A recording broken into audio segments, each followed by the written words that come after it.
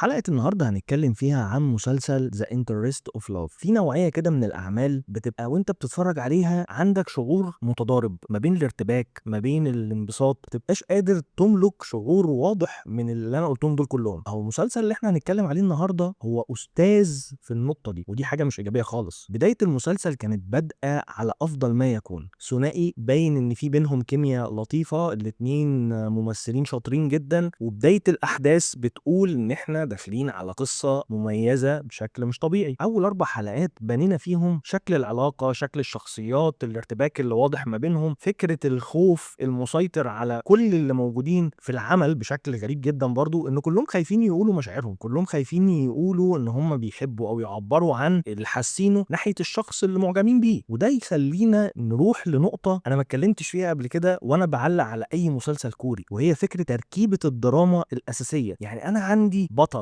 بأسس له من أول مشهد بيظهر فيه لحد ما الفيلم أو المسلسل بينتهي، أنا بخلق بينه وبين المشاهد ارتباط عشان المشاهد يكمل. ما أنا لو ما ارتبطتش بالممثل أو بالبطل عموما اللي بيقدم العمل ده هكمله ليه أصلا؟ هتعاطف معاه أو أكرهه أو أحبه على أساس إيه؟ فبالتالي إحنا عملنا ارتباط بين شخصيتين اللي هو البطل والبطلة، إن خلاص إحنا عرفنا المشاهدين إن هم دول أصحاب القصة. وفجأة المسلسل من الحلقة الرابعة بدأ يروح في سكة أنا يعني عمال أقول وأنا بتفرج يا رب ما يروح في السكة اللي أنا قلقان منها، سكة الهطل الدرامي، إن البطلة هتروح في علاقة غريبة عشان تبان إن هي توكسيك. خلاص البطل والبطلة في كل واحد معاه شخص فعملوا مثلثات، فهنا التوتر هيزيد. وهو ده الأساس من أيام روميو وجولييت، إن البطل والبطلة طول الوقت في عراقيل بتحاول تفصلهم عن بعض. إيه بقى شكل العراقيل أو الصراع اللي بيتحطوا فيه مش مهم، المهم إن يبقى فيه صراع، سواء من العيلة رافضة، سواء إن في حبيب بيمنعهم، سواء إن في العالم بيتدمر فبيمنع قصة الحب دي إن هي تستمر، لكن في شيء دايما بيربط العلاقة دي ببعض وفي حاجة بتحاول تفصلها. أما اللي أنا شفته إن في طرفين المفروض إن يبقى في بينهم قصة رومانسية ما حصلتش أصلا. طب أنا هتأثر من إيه؟ أنا المفروض أتفرج على إيه؟ دي واحدة أنا مش فاهم أصلا دوافعها ولا فاهم هي بتعمل كده ليه، ومش متعاطف معاها أصلا. هل فكرة إن البطل أو البطلة شكلهم حلو دي كفاية؟